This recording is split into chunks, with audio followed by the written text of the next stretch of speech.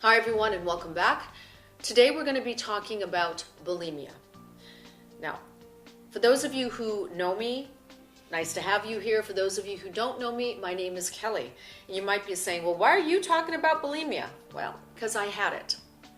And I just discovered that many of my friends, my adult friends that are in their 50s and some in their 60s, still have it today.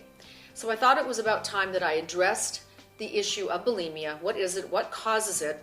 And what you can do about it to gain control. Because bulimia really, in my humble opinion, is all about gaining control in your life. Let's first start off with what is bulimia. So bulimia, textbook version is eating a lot of food and then causing yourself to throw up to get rid of the excess calories. That's really a textbook kind of definition of bulimia. I take that a few steps further. Why? Because this is what I did.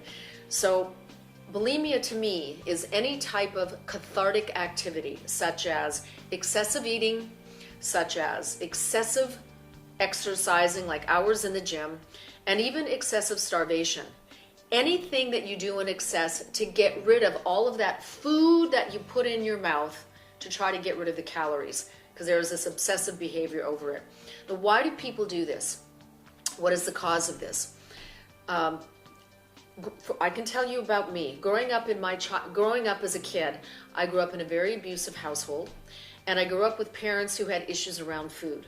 I was always told, you can't eat, don't eat, you eat, you're gonna get fat. My parents actually put up a padlock on the cupboard door so that my sister and I wouldn't eat. Needless to say, I grew up with a tremendous amount of issues surrounding food and surrounding eating. Precursor to bulimia.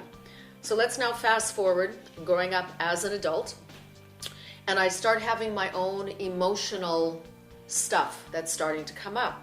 Well, you know, things like low self-esteem, being insecure, fear of literally everything in my life, fear of success, fear of failure, fear of eating, fear of gaining weight, fear of not having any friends, fear of failing.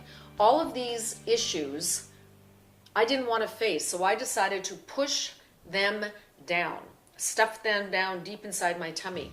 Well, when you do all that stuffing, okay, all that stuff, emotional stuff that you push down has to come up somehow. Now, that stuff ain't coming up. All those emotions, they will not see the light of day. So what's the only other thing that you can bring up? That's right, what you've just eaten.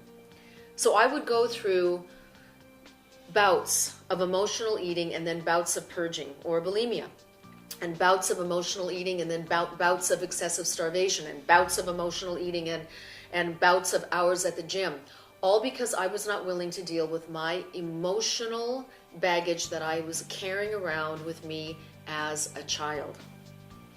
So people that you know around you right now, they may have bulimia. Bulimics, let me give you the profile of a bulimic. Bulimics are bright, they are driven, they are success-oriented. They're also very insecure. They also have very low self-esteem, but they will never let you know that. That's also part of being a bulimic. They decide, or they would rather push all that stuff down and be fearless and either be completely gregarious or be a wall of non-emotion, not letting anybody in to know really what's going on inside. Bulimics can be chubby, bulimics can be skinny. Bulimics can be a straight A student. Bulimics can be an overachiever in work. They overachieve at everything that they do.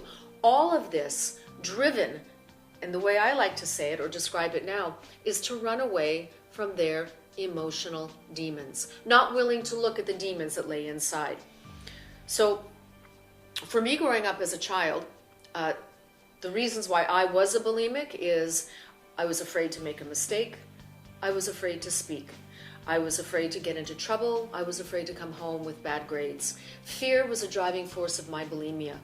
But in order for me to get control in my life, I started to eat. That was the only thing I had control over. So I would eat and eat and eat, and then I would feel extreme guilt and shame for eating so much, so then I would purge, and that would mean throwing up.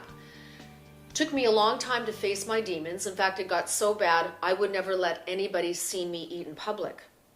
I chose not to. I was a closet eater, another symptom of a bulimic.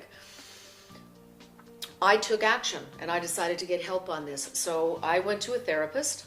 We started working through my bulimic tendencies. Now, key thing is I was able to move through that. But the one thing I've learned as an adult is those type of tendencies, my little demons that I have inside, are still there, just a little bit. When things get tough, I know that sometimes I am triggered to do a little bit more of the emotional eating, but at least now I know that I'm doing it and I make the conscious decision to not do that. There's a lot more I can say about how to get over bulimia, and I'm going to say that for an entire new video. This is about mindset shifts, because at the end of the day, everything is about your mind and how you think. Being able to make some conscious mindset shifts to kick bulimia to the curb is one of the best and most effective ways for you to manage that. So stay tuned. Be coming up as another video on my YouTube channel. Thank you.